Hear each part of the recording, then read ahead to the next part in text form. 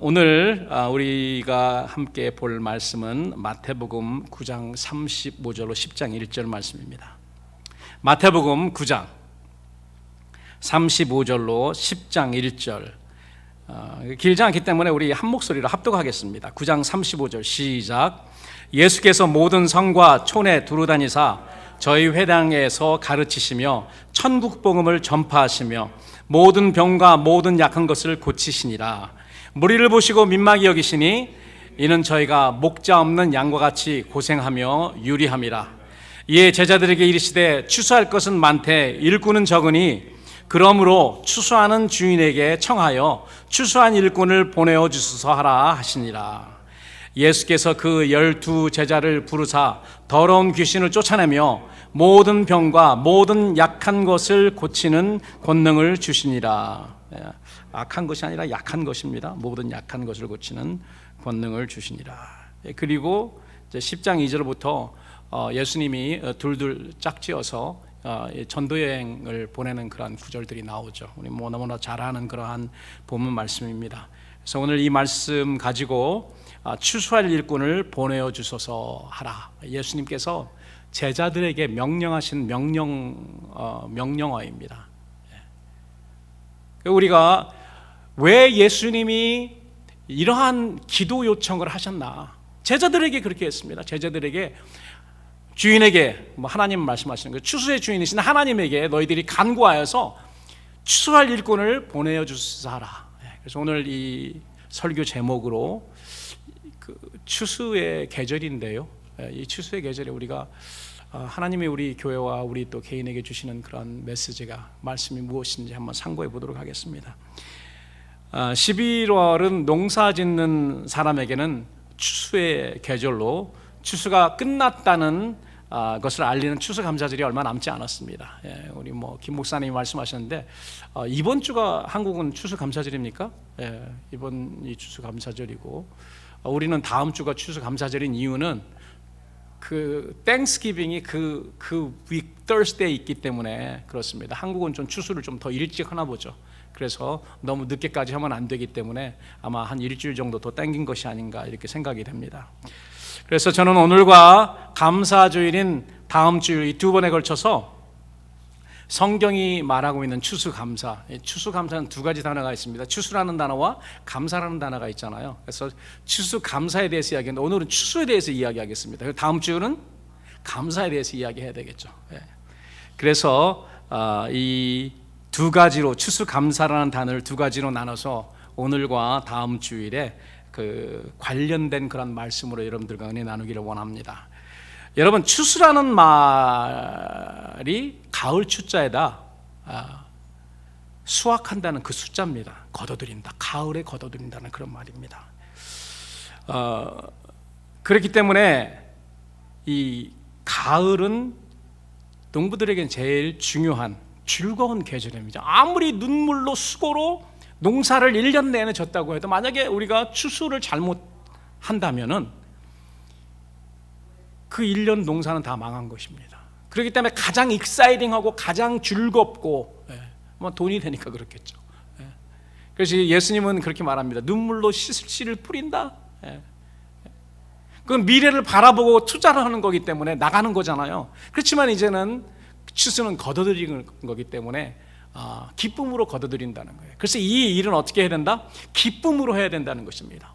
억지로 하지 말고 기쁨으로 해라. 추수꾼이 아닌 이 씨앗을 뿌리는 그런 사람들은요, 당장 걷어들이는 것이 없는데 미래를 보고 씨앗을 뿌린 겁니다. 그리고 이 사람들은 눈물로 씨앗을 뿌리는 거예요. 사실은요, 투자를 하는 거기 때문에. 물론 미래라는 그런 것을 바라보고 믿음으로 하는 거지만, 그러나 우리는 실질적으로 수확을 하잖아요. 가을이 되면 농가에서는 온통 추수할 준비와 추수하는 일에 분주하게 되어 있습니다.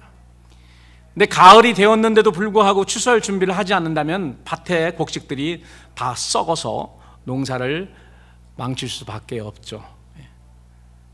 왜 제가 이 말씀을 하냐면은 지금 우리가 살고 있는 이 시대는 영적으로 추수 기간입니다. 물론 추수가 예수님 이후부터 계속 추수가 돼 왔었습니다. 지금 우리가 마지막 피치를 올리는 그러한 추수 때인 거예요. 그리고 환란에 들어가면은 아마도 이삭 줍기가 시작이 될 것입니다. 그 초반에는 많은 사람들이 예수님에게 돌아오는 그런 일들이 있을 수 있어요. 그리고 그 마지막에는 이제 이삭 줍기라고 하는 거가 있거든요. 그 이삭 줍는 그러한 사역도 남아 있습니다. 환란 때는. 그래서 우리가 이스라엘의 농번기 절기를 이렇게 보면은 굉장히 그 흥미로운 부분들이 있습니다. 뭐 11월에 땅을 갈고 씨앗을 뿌리기 위해서 이른 비를 주시고, 그 다음에 3, 4월에 추수 바로 하기 전에 곡식이 무르익으라고 하나님이 이른 비를 주십니다. 그리고 이른 비를 주시는데 얼마 안 된 다음에 뭐가 있어요? 첫 열매를 따게 되는 초실절이 있습니다. 이 초실절이 영적으로는 예수님의 부활을 의미하는 그러한 초실절이 됩니다.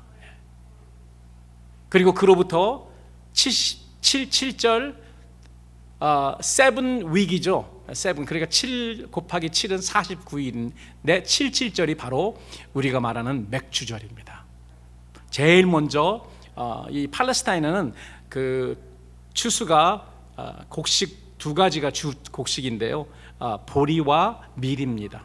그래서 보통 한 그 5월 정도에, 한 4월 5월 정도에는 그 맥주절이 있고, 그리고 그 다음에 한 달 후에 한 6월 정도에는 여름에 밀 농사가 있습니다. 밀 추수 기간이 있습니다.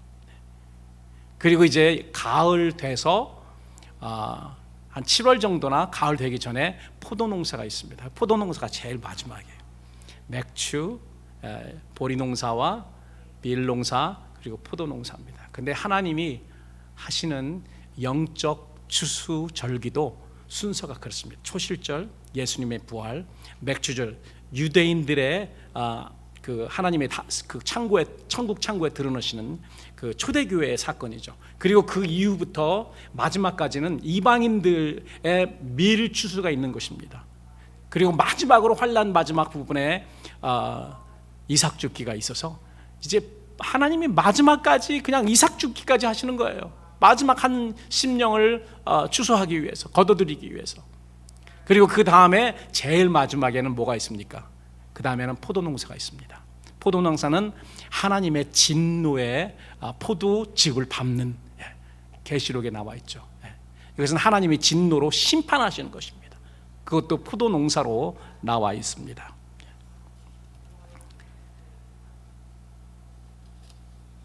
그래서 교회는 추수하는 영적 농가요, 우리 주님은 추수하는 농가의 주인이십니다. 그런데 오늘 본문을 보니까 농가의 주인이신 예수님이 제자들에게 문제점 하나를 지적하셔요. 그리고 오늘 설교 제목으로 명령을 하십니다. 우리 주님이 문제를 지적하신 것이 뭐냐면 37절입니다. 9장 37절.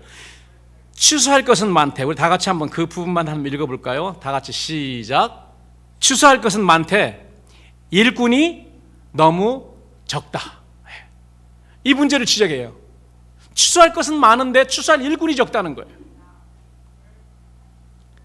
예수님은 제자들에게 종종 이 영적 추수에 대해서 말씀하셨거든요. 사실 예수님만 말씀하신 것이 아니고요, 구약의 이 농번기 이 절기들을 통해서 하나님은요 백성들에게 이걸 이미 이야기를 하셨습니다. 어떻게 돌아가며 이 영적 추수가 어떻게 될 것이며 이 모든 것을 이야기를 하셨는데 사람들이 잘 몰랐죠. 그냥 절기로 해서 그냥 줄기고 뭐 이런 건가 보다 이렇게 생각을 했지만, 사실 하나님은 구약의 모든 절기, 모세를 통해서 이야기한 그런 절기들을 통해서 하나님은 미리 영적 추수가 어떻게 될 것인가를 하나님의 백성들에게 알려주셨습니다. 우리 주님도 종종 이 영적 추수에 대해 말씀하셨는데요, 뭐라고 말씀하시냐면 요한복음 4장 35절에 이렇게 말합니다. 내가 너희에게 이르노니 눈을 들어 밭을 보라. 지금 보라는 거예요. 예수님 당시 때 제자들에게 눈을 들어서 밭을 보라. 휘어져 추수하게 되었도다. 만약에 한국에서 쌀 농사를 만약에 하는 데서 예수님께서 이렇게 말씀하셨으면 휘어졌다는 말을 하지 않으셨을 것입니다. 야, 너 이거 눈을 들어서 논을 봐봐. 황금 물결 치고 있다. 근데 밀은 약간 하얀가 보죠. 휘어져서 추수하게 되었다. 지금이 추수할 시기라는 것입니다. 그러면서 예수님은 추수할 것은 이렇게 많은데 추수한 일꾼이 없구나 라고 답답해 하신 것입니다. 추수기에 여러분 추수꾼이 없으면 얼마나 답답하겠습니까? 여러분 아시잖아요. 그 한국의 농번기에 다 지금 요즘은 젊은이들이 다 서울에서 뭐 이렇게 도시로 다 와서 그 농촌에는 젊은 노동력이 하나도 없습니다. 물론 요즘은 다 그래서 기계로 하긴 하죠. 그러나 얼마 전까지만 해도 그 추수를 다 이 낫으로 하던 그런 시대에 사람들이 없기 때문에 모 심는 모내기 하는 때와 추수하는 때는 막 그 장병들 군인들이라든지 모든 사람이 다 동원됩니다.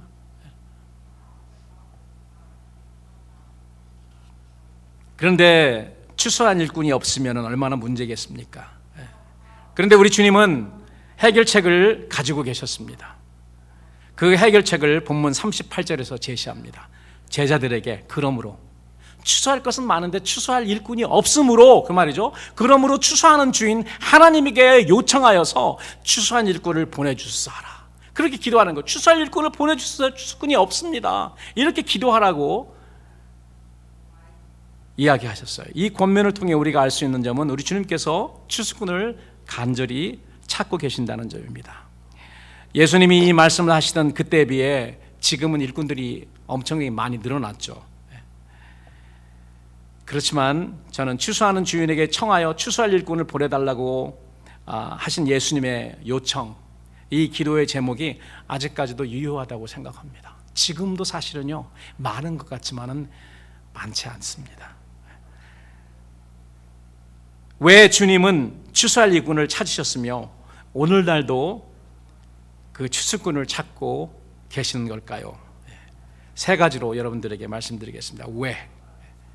왜 예수님은 추수할 일꾼을 찾으시나? 첫 번째로는 35절 36절을 보면은 예수님은 이스라엘 모든 성과 촌을 두루 다니시며 회당에서 가르치고 천국 복음을 전파하셨습니다. 모든 병과 모든 약한 것을 고치셨다고 기록되어 있습니다. 오늘 우리가 읽은 본문 말씀이죠. 예수님은 몰려오는 무리를 보시고 의지할 곳 없이 우왕좌왕 떠돌아다니는 그들을 비유하여서 목자 없이 고생하며 떠돌아다니는 양과 같구나, 이렇게 말씀하시고요, 그들을 불쌍히 여기셨습니다.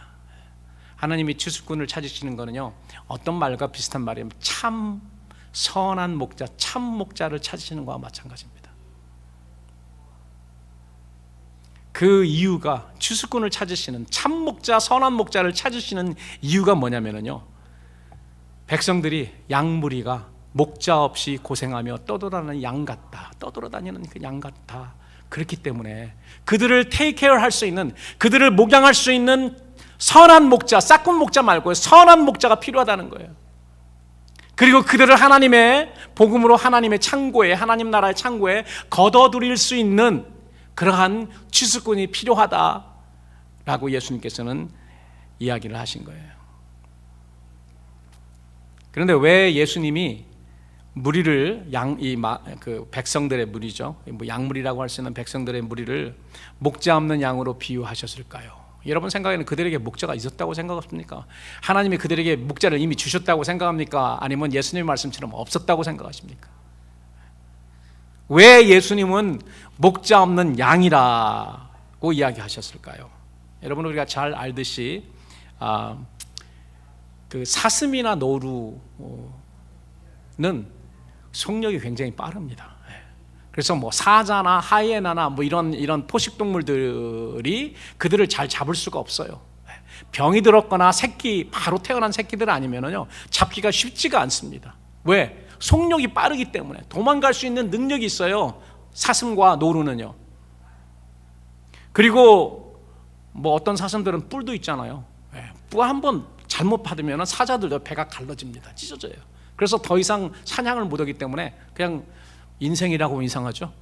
동물 그 삶이 다 가버립니다. 목숨 며칠 후면 죽어요. 심하게 상처 입으면.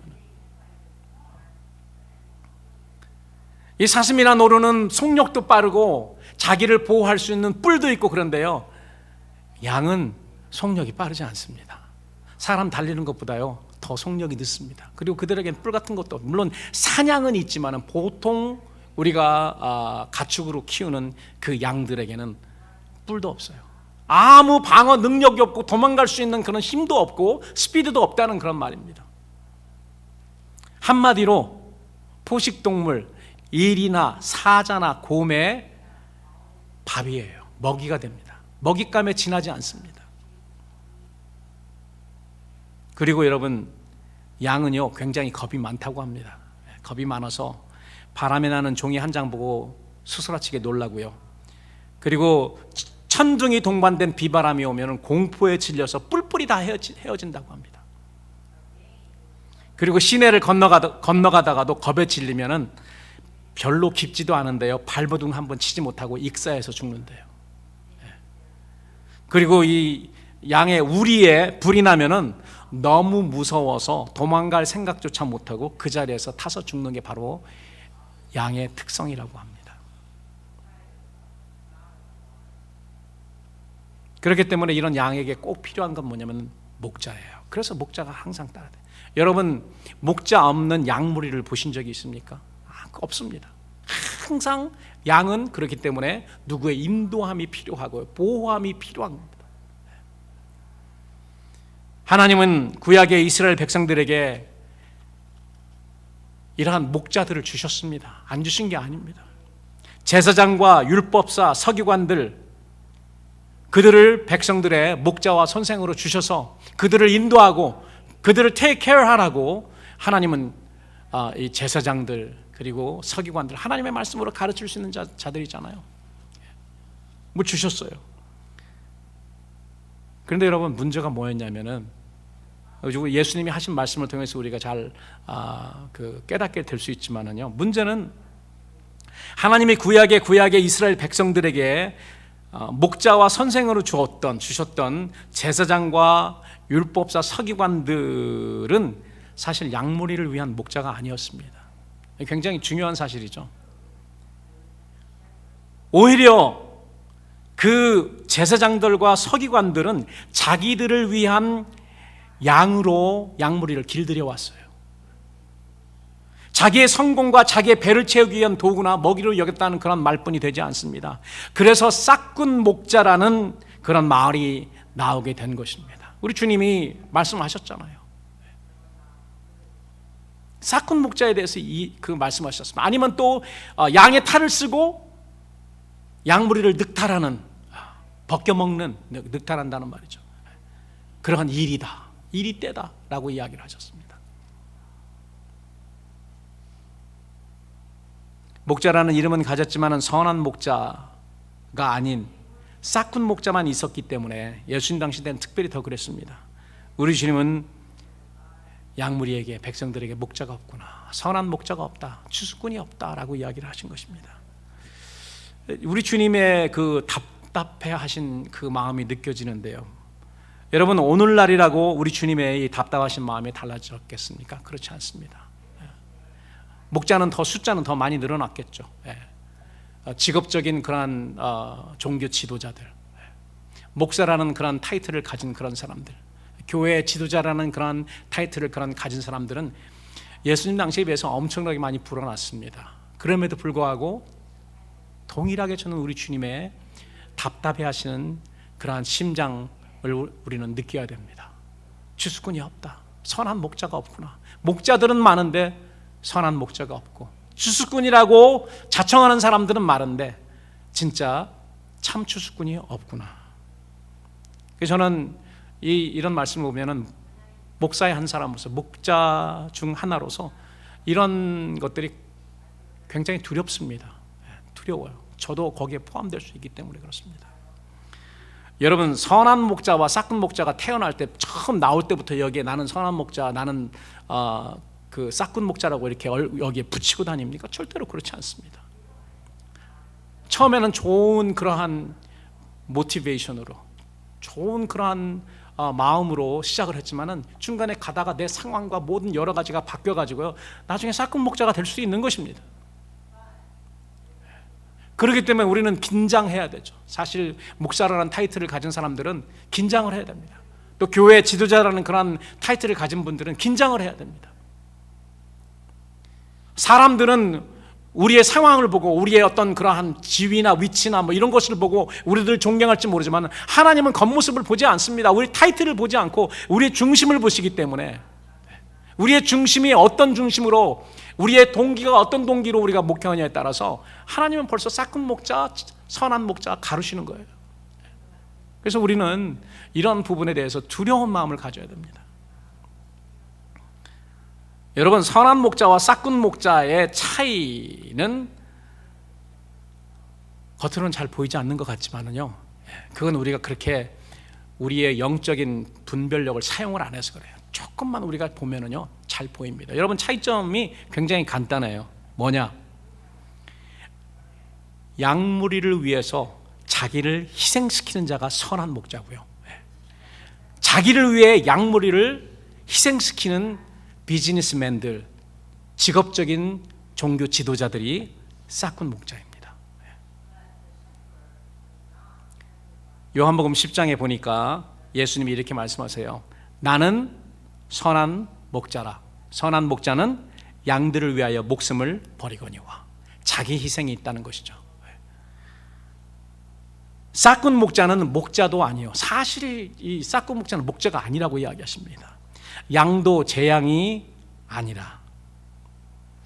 이리가 오는 것을, 늑대가 오는 것을 보면 양을 버리고 달아나니 이리가 양을 늑탈하고 또 해치느니라.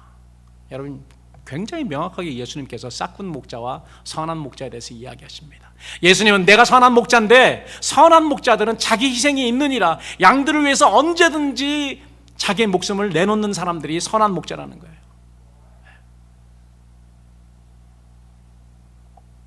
그리고 싹군 목자는 자기 양이 아니니까요, 자기 희생을 하지 않습니다. 자기의 성공과 자기의 유익을 위해서, 자기의 위치를 위해서 양들을 그렇게 사용하는 사람들이기 때문에 어려움이 와서 자기 희생이 요구되는 그런 상황에서는 다 도망가 버린다는 거예요. 그게 싹군 목자라는 것입니다. 그렇기 때문에 보통 때는 모르죠. 언제 알 수 있겠습니까? 목자의 희생이 필요되는 그런 상황이 될 때 알 수 있습니다. 36절 우리 다 같이 한번 읽어보겠습니다. 다 같이 시작.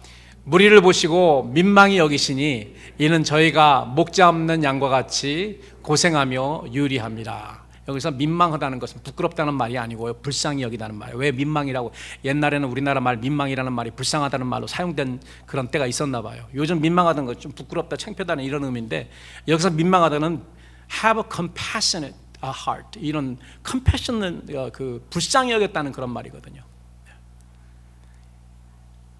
예수님이 양무리를 보시고 왜 불쌍히 여기셨는지, 저희가 목자 없는 양과 같이 고생하며 유리하다. 두 가지죠. 고생하며 유리했다. 여기서 고생했다는 말은요, 좀 약간 너무 강해가지고, 이 말의 원 의미는 가죽이나 껍질 벗김을 당하다는 말이에요. 가죽이나 껍질 벗김을 당하다. 그리고 유리했다는 말 있죠. 유리했다는 그런 말은 던져져 있다. 뭐 여러분 뭐를 생각하십니까? 이 포식동물이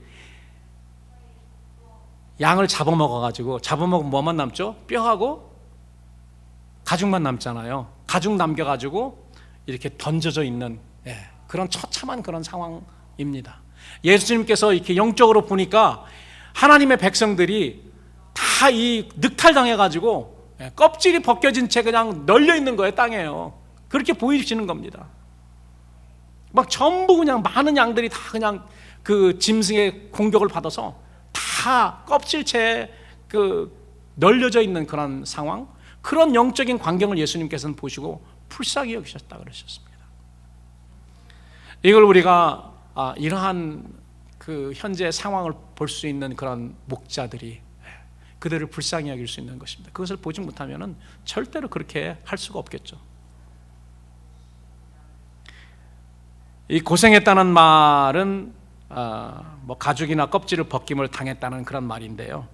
여러분, 우리말에 이런 말이 있습니다. 벗겨먹는다는 그런 말 있죠. 언제 우리가 벗겨먹는다고 하면 누구를 누가 아이고 다 벗겨먹으면 당했구만, 아니면 벗겨먹어라 뭐 이렇게 할 때는 철저하게 다, 그냥 뭐 파켓이나 이게 있는 거에 조금 몇 개 빼가는 것이 아니라 어떻게 해요?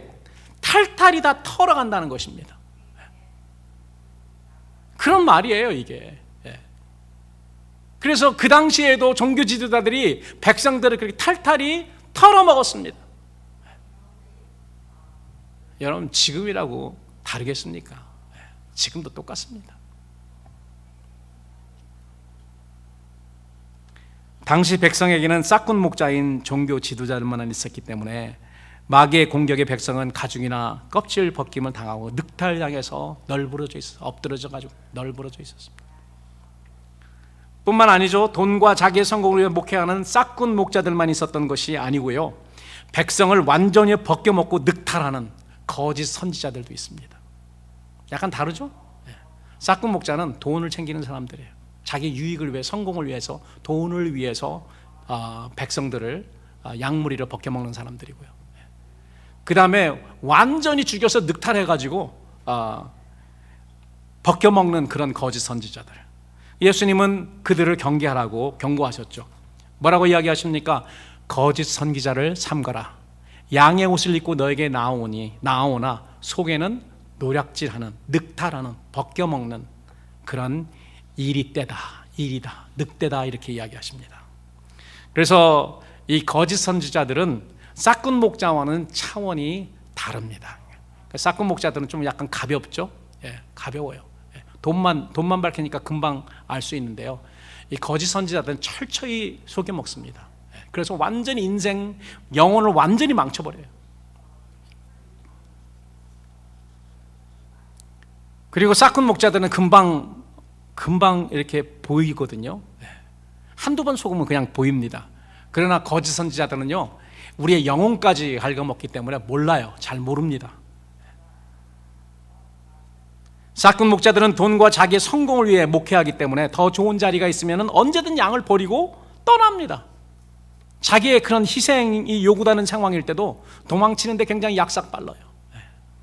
뭐 승진된다, 좀 더 좋은 교회 자리가 나온다, 더 좋은 뭐 사례를 많이 주고 뭘 하면은요, 금방 가는 사람들이 있습니다. 성공이 전부인 사람들, 싹군 목자죠. 그런데 여러분, 거짓 선지자들은 백성을 벗겨먹고 늑탈하기 때문에 온갖 방법을 다 동원하는 철저한 자들입니다. 백성에게 선한 목자는 없고 싹군 목자와 양의 옷을 입은 이리 때문에 것을 보신 주님이 그 양무리인 백성들을 보시고 답답해 하실 수밖에 없으셨죠. 그리고 그들을 희생으로 맡아서 보호하고 인도할 수 있는 선한 목자들을 찾으셨던 것입니다. 그리고 천국 창고로 그들을 거둬들일 참 추수꾼을 찾으신 거예요. 지금도 이 선한 목자들, 참 추수꾼들을 주님은 찾고 계십니다. 두 번째로 우리 주님이 추수할 일꾼을 찾고 계신 이유는 지금 추수할 것이 많은 추수 때이기 때문에 그렇습니다. 추수할 것이 많습니다. 여러분, 예수님은 사실 좁은 의미로 볼 때는요, 이스라엘 백성들을 위해서 왔습니다. 유대인들을 위해서 오셨어요. 그 백성에게 예수님께서 오셨지만 그 백성이 왕으로 영접을 하지 않았다. 나는 이스라엘, 하나님이 내가 가라고 보낸 이스라엘 백성 외에 다른 데로 가지 않는다고 이야기하셨잖아요.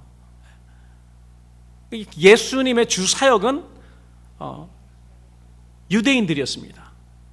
유대 임금으로 오셨기 때문에, 물론 이제 큰 의미로 보면은 세상의 모든 사람들을 위해서 보셨지만은 작은 의미로 보실 때는 그랬어요. 피지컬리 예수님이 무슨 뭐 한국이나 중국이나 뭐 이런데, 남미나 뭐 이런데 오셔가지고 하신 것이 아니고요. 그 33년 동안, 특별히 마지막 3년 동안 그 팔레스타인을 벗어나지는 않았습니다. 지금은 거기에 비해서 온 세계, 전 세계적으로 추수할 것이 많은 추수의 때입니다. 여러분, 추수는 곡식이나 과일이 다 익은 다음에 해요. 모르겠어요. 다음 주에 이제 우리 집에서 우리가 이제 점심으로 모일 때, 제가 5년 동안 여러분들이 말씀드렸죠. 5년 동안 우리 집에 아보카도 나무가 있는데 몰랐다고. 아보카도가 많이 열고, 지금 이제 우리가 초실절처럼 첫 열매를 따서 우리 몇 개를 먹었습니다. 예. 그리고 지금 보면은 귤도 굉장히 많이 열었어요. 예. 여러분이 오시기 전에 다 따야 될 텐데 몇 개 따드릴 수 있을 것 같아요. 예.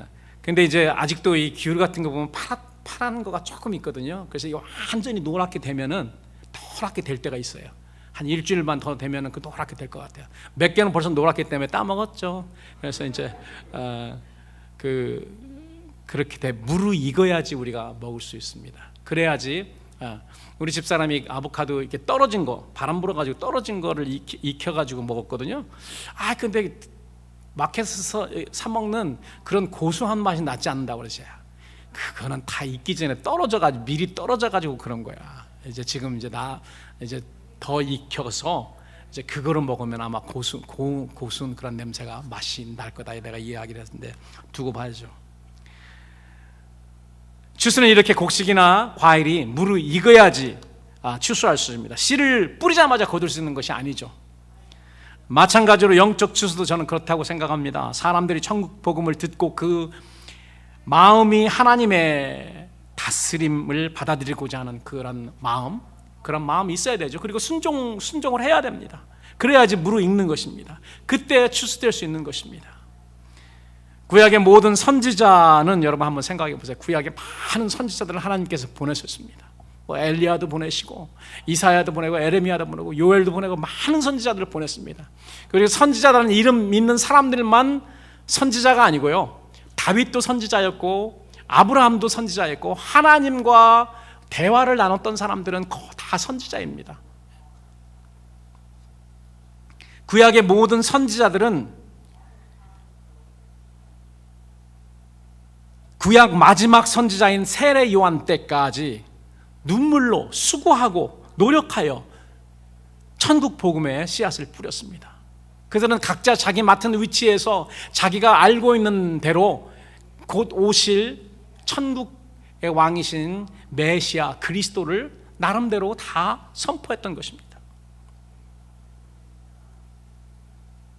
그리고 이제 그 추수 때가 돼서 예수님이 오셨죠. He is the master. 그 추수꾼들 중에 마스터가 바로 예수님이세요. 그 후로 예수님은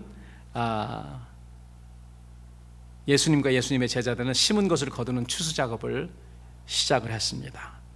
그래서 이 구약에 심었던 그 복음의 씨앗들을 언제 거두냐면요,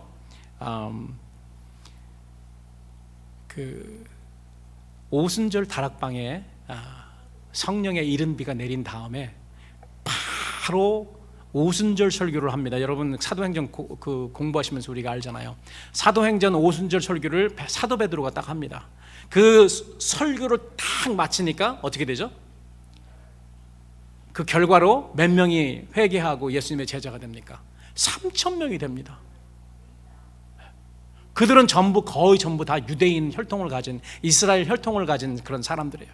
여러 곳에서 다 온 사람들이지만,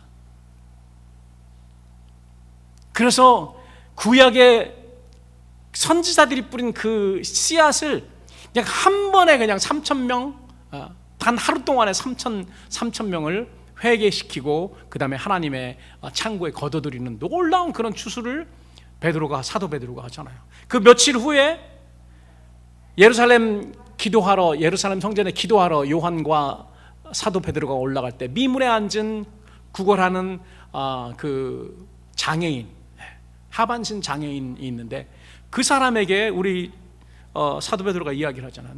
내게 금과 은은 내게 없지만은 내게 있는 나사렛 예수 그리스도. 이 나사렛 예수라는 그런 말이 별로 좋은 말은 아니었습니다. 우리는 지금 능력의 호칭으로 사용하지만은 너희들이 조롱하고 너희들이 별것 없다고 이야기하는 나사렛 예수 이름으로 내가 고친다, 이렇게 지금 그렇게 이야기하는 것이거든요. 그리고 놀라운 이제 능력이 일어나죠. 그리고 많은 사람들이 그 하반신 장애인이 일어나는 그런 놀라운 기적을 체험합니다. 그 후에 또 두 번째 설교를 사도 베드로가 하는데 그때는 몇 명이죠? 그때는 또 5천 명이에요. 이 두 가지만 기록이 되어 있지만 사실 베드로가 어디 가든지 많은 사람들, 특별히 유대인들이 초대교회 당시에 다 회개하고 세례받고 예수님의 이름으로 그리고 천국 창고에 들어지는 그런 놀라운 일들을 경험했을 것입니다. 그렇기 때문에 예수님의 제자들인 사도들은요, 구약의 선지자들이 뿌린 그 씨앗을 추수하는 추수꾼도 됐지만은 또 그 다음부터는 이방인들을 위해서 씨앗을 뿌리는 자가 된 것입니다. 계속 뿌리고 그 다음부터는 계속 거두는 거예요. 그리고 지금 우리는 마지막 막바지에 이르러서 이제까지 우리의 신앙의 선배들 그리고 사도들 초대교회 교부들이 뿌렸던 그런 복음의 씨앗, 또 선교사님들이 뿌린 그런 씨앗들을 우리가 거둬들일 수 있는 그러한 막바지 추수 상황에 이르렀던 것입니다. 예수님은 요한복음 4장에 한 사람이 심고 다른 사람이 거둔다는 말이 옳도다. 내가 너희로 노력지 아니한 것을 거두러 보내었노니 다른 사람들은 노력했고 너희는 그들의 노력한 것에 참여하느니라. 여러분, 우리는 기쁨으로 그냥 눌러보면은 이 사람들, 준비된 사람들은 그냥 합니다. 저도 요즘에 그 아보카도 열매를 잘 이렇게 눌러봅니다. 이게 그 추수가 이게 딱딱해요. 어떤 거 보면 말랑말랑합니다. 그런 건데 따야 되겠죠.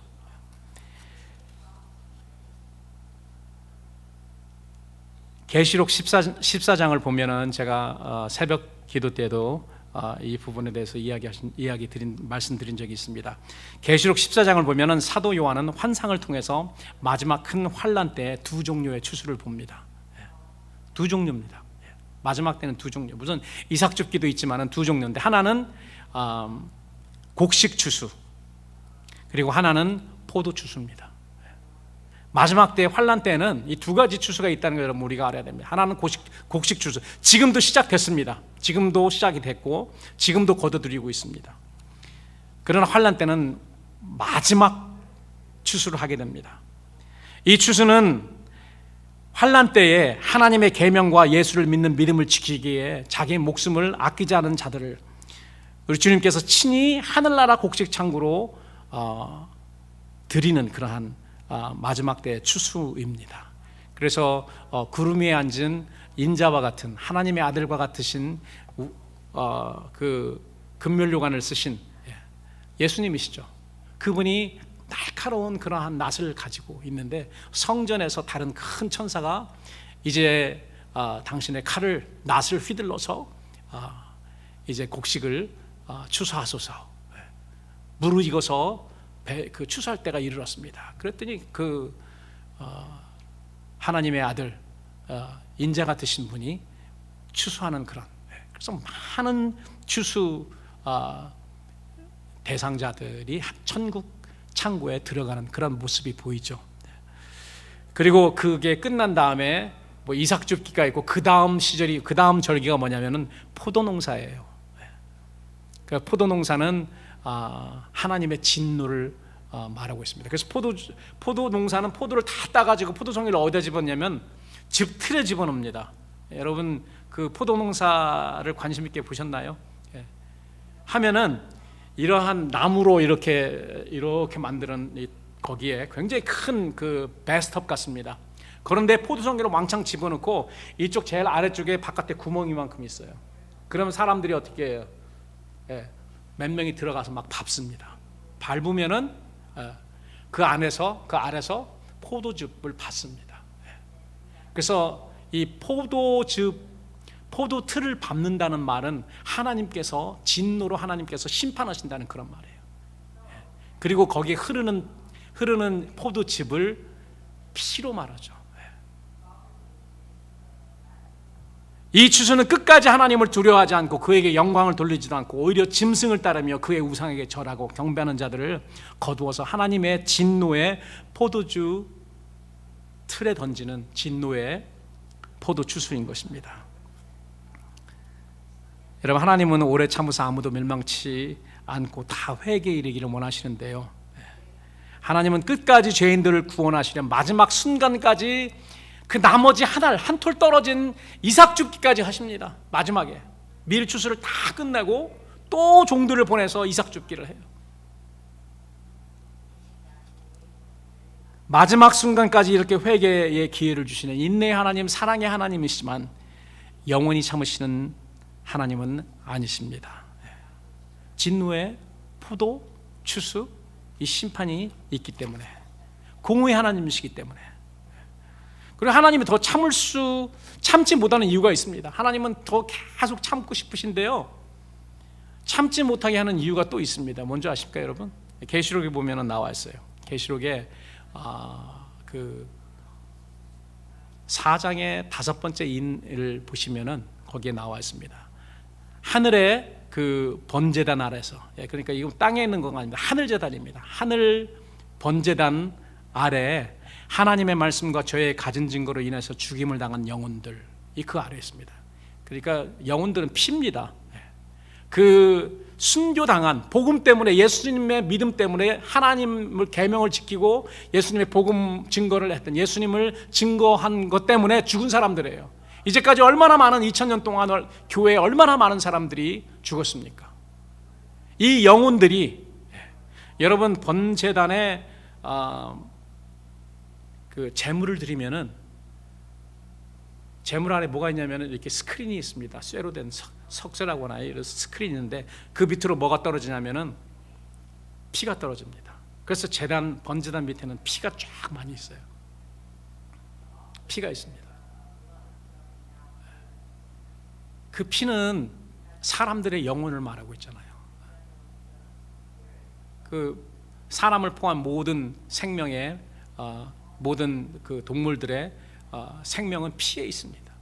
그 영혼들이요, 그 피, 순교 제단에 바쳐진 제물들의 그 영혼, 그 피가 하나님에게 호소합니다. 제일 처음에 하나님에게 호소한 피가 뭐였죠? 아벨의 피였어요.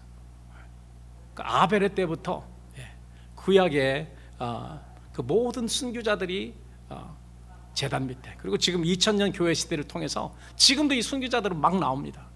그들이 하나님에게 부르짖는 소리가 있어요.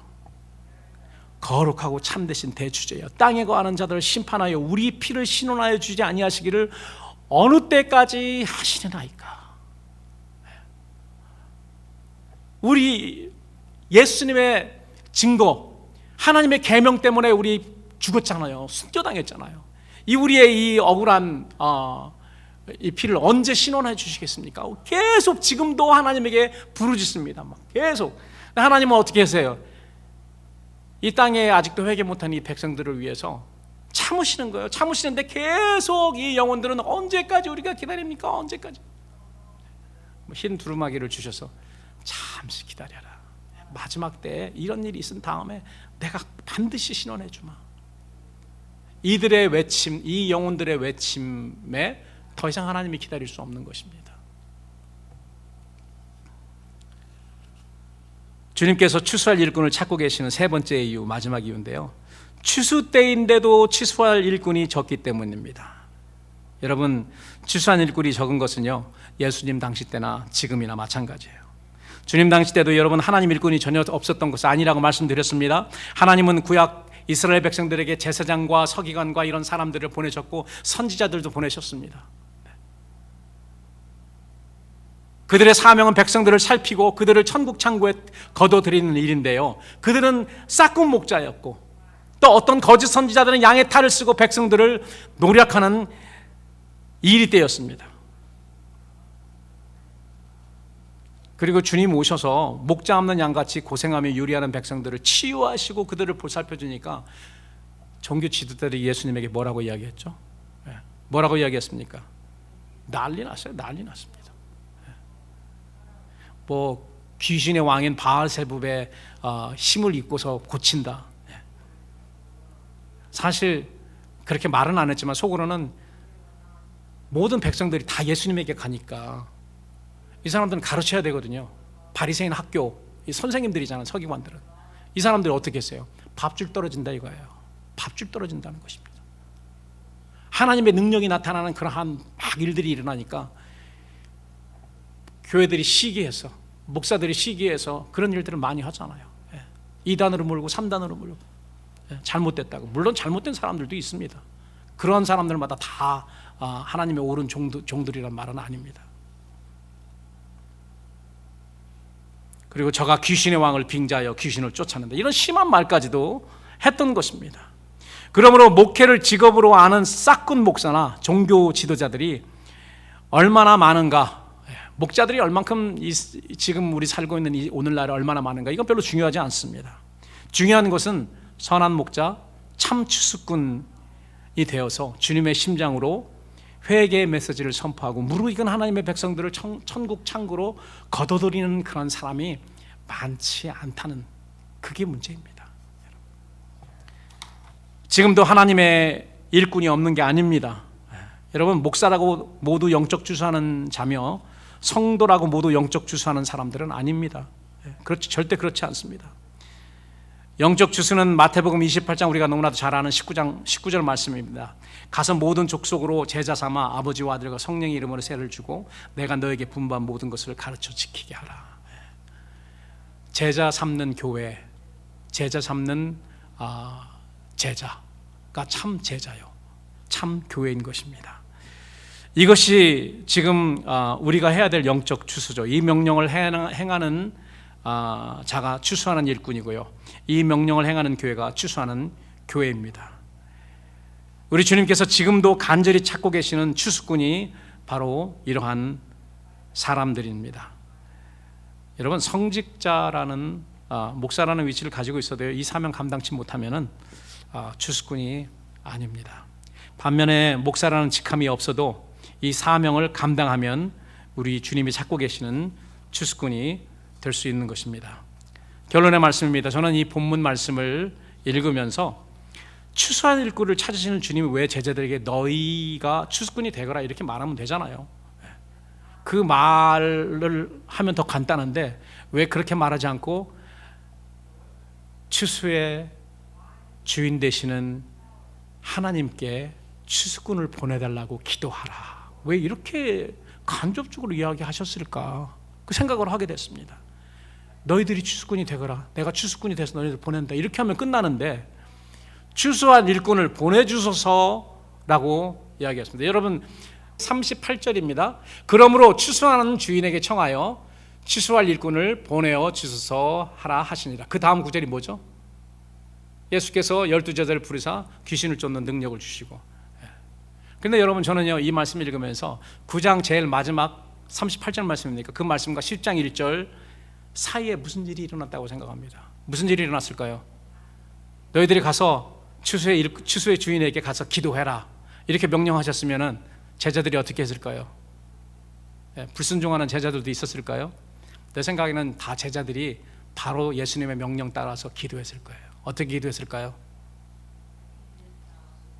하나님, 예수님이 말씀하시는데요, 추수할 거는 많은데 추수할 일꾼이 없대네요. 추수할 일꾼 좀 보내주세요. 그렇게 막 기도했을 것입니다. 근데 하나님이 어떤 음성을 주셨을 것 같아요? 너희들이 바로 그 추수꾼이다. 하나님이 그렇게 말씀하셨을 거 분명합니다. 그렇게 기도해보세요, 여러분. 추수꾼 보내주세요. 그러면은 10중 8구 하나님이 너희들이 추수꾼이야, 이런 음성을 들었을 겁니다. 성령님이 하시는 그런 음성을 들었을 것입니다. 들었던 제자들이 예수님에게 가서 예수님, 기도하니까요 자꾸 우리가 추수꾼이라고 하는데요. 그런 예수님이 그래, 맞아, 네가 추수꾼이야, 너네들이 추수꾼이야, 이렇게 하셨을 거다. 물론 성경에 나와 있지 않지만은 9장 38절 말씀과 10장 1절 사이에 그런 일이 일어났을 것 같다고 제 개인의 생각입니다. 저는 그렇게 생각해요. 그랬더니 이제 발에 불똥이 떨어진 건데, 우리가 추수꾼이에요? 그렇죠? 우리가 나가야 되는 거죠? 발동에 불이 떨어졌습니다. 그러면 추수를 어떻게 해야 되며 우리가 무슨 도구를 가지고 추수를 해야 되지? 예수님 좀 알려주세요. 도구를 주시고 어떻게 하는지 좀 알려주세요. 그랬더니 10장 1절에 예수님께서 12제자를 모아가지고 그들에게 추수는 이렇게 하는 거야. 여러분, 10장 말씀을 쭉 보면은 추수를 어떻게 해야 되는지 예수님의 인스트럭션이 나옵니다. 오늘 우리가 1절만 읽었지만 그들에게 도구를 주십니다. 어떤 도구냐면은 성령의 능력입니다. 귀신을 쫓아낼 수 있는, 그리고 약한 것을 고칠 수 있는, 특별히 성령의 능력을 주시는 것입니다. 예수님도 사도행전 1장 8절에 제자들에게 이야기했죠. 성령이 오시면은 너희가 능력을 받고 나를 증거할 것이다라는 것입니다. 그와 마찬가지로 주수꾼으로 또 선한 목자로 하나님께서 우리를 파송시킬 때는 반드시 우리에게 인스트럭션을 주시고, 그리고 우리에게 도구를 주십니다. 능력을 주십니다. 성령의 능력입니다. 그래서 마지막 때의 주수꾼들에게는 분명히 하나님께서 성령의 능력을 주십니다. 그리고 그 능력은 벌써 구하는 자에게, 주수꾼을 보내달라고 간절히 하나님께 기도하는 자에게 주시는 것입니다. 그 능력을 받는 것 그 자체가 바로 하나님께서 우리를 마지막 때 주수꾼으로 부른 그런 증거라는 것입니다.